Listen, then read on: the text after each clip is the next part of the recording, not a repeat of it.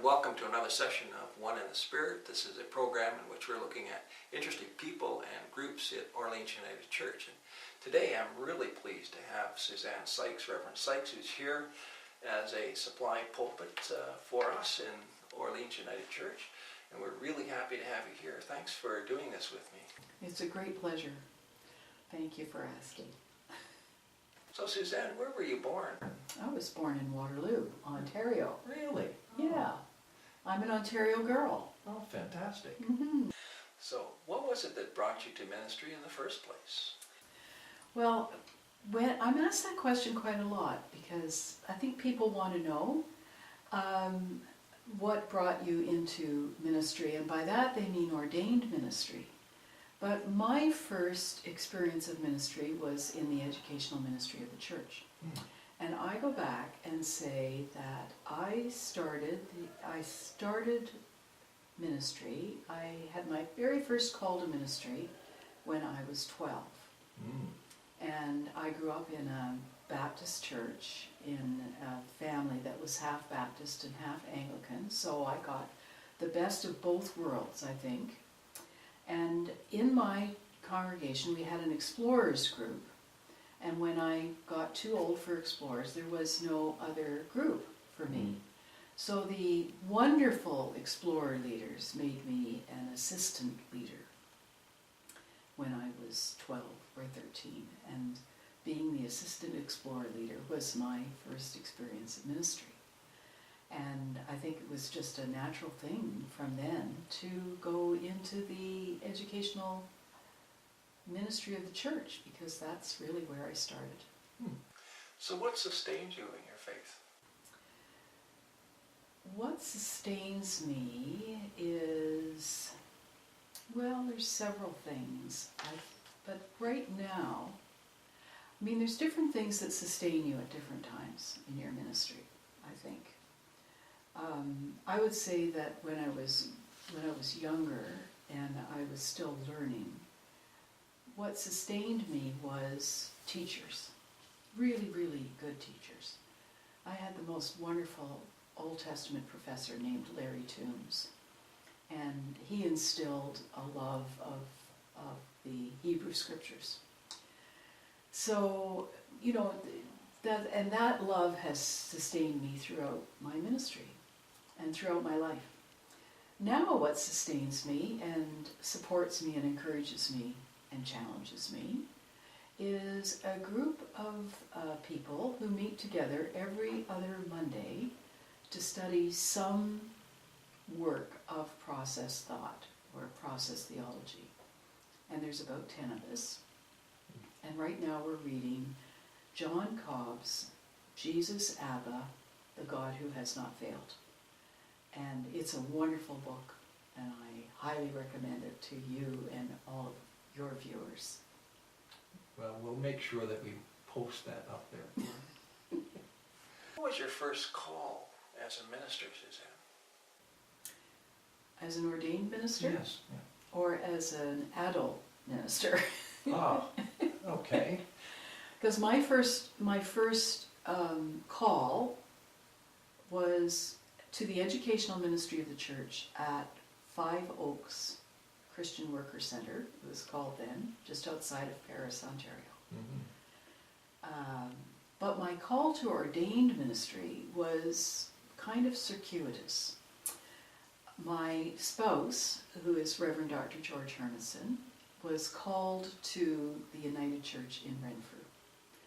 And when he came up here, I was finishing a contract with the United Theological Seminary and wondered, well, here we are in God's country for sure, but what was I going to do?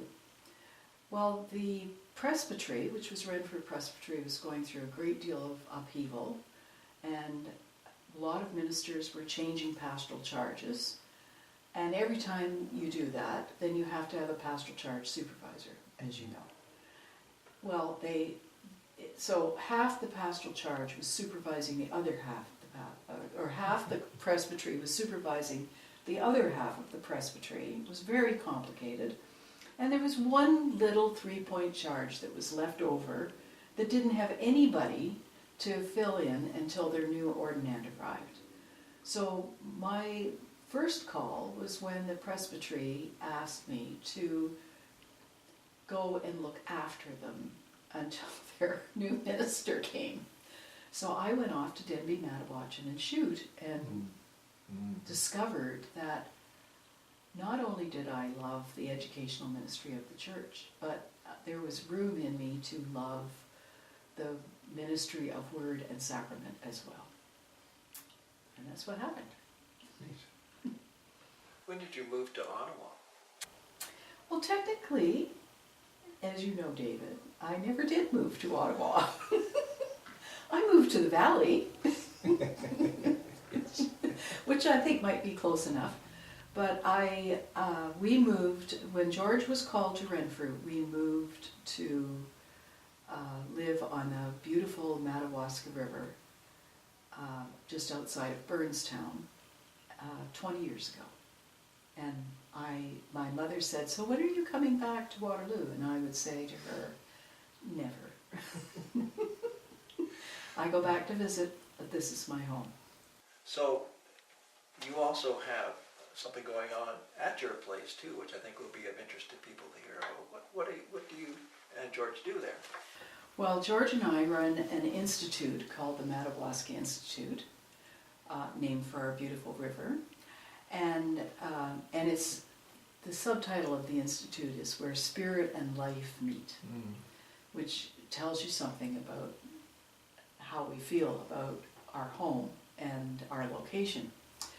And twice a year, thereabouts, we try to host an event. We organize an event where we bring in a speaker that we think will be of interest to people and challenge them and broaden their horizons. And this April, we're asking Patricia Adams-Farmer to come, and she will be talking about beauty as a foundation for a spiritual life. Doesn't that just sound wonderful? Fantastic, yes. And she's lovely. And I'm reading her book called Fat Soul Theology. And you have to read it to understand what she means by that. But she's really talking about how we have to have a bigger spirit and a bigger faith to engage one another and the world and God. So she's a very interesting and lovely person. So she will be coming on April the 28th to the 23rd of 2017. And the event will be held not at our house this time, which we've done sometimes, but we're hoping that a lot of people will come. So we're going to hold it at Kitchissippi United Church. Oh, neat. And it begins with a lecture on Friday night, and then workshops all day Saturday, and closes with a worship service and a question and answer period on Sunday. And people can register for the lecture only, or they can register for the workshops, the more intensive time with Patricia for the Saturday. That sounds absolutely fascinating. She is fascinating, and she represents what for me is kind of the revolution that's going on in theology and in Christian thought at the moment. And there's a broad spectrum of where people are, which has Greta Vosper sort of on one side, and I would consider myself to be sort of on the other end, where we're trying to help the church reinvent itself for the new millennium. I think it's a worthy task. I think so too. And one God calls all of us to. Right. What brought you to Orleans United Church? Well, they asked me. The presbytery said that they were in need of somebody to fill in between Glenn's retirement and the new person. At that point, we didn't know who that was, but now we know that it's Carolyn Penhale. So they were in a space where they wanted somebody to support and assist Molly and to fill in on some of the work that needs to be done here. And so I applied and I was interviewed and I arrived, and I have been just delighted. This church is a treat. It's a very busy and energetic place, but I have been struck with the ability and depth of questions that people ask, and the depth of their spirituality and their spiritual quest.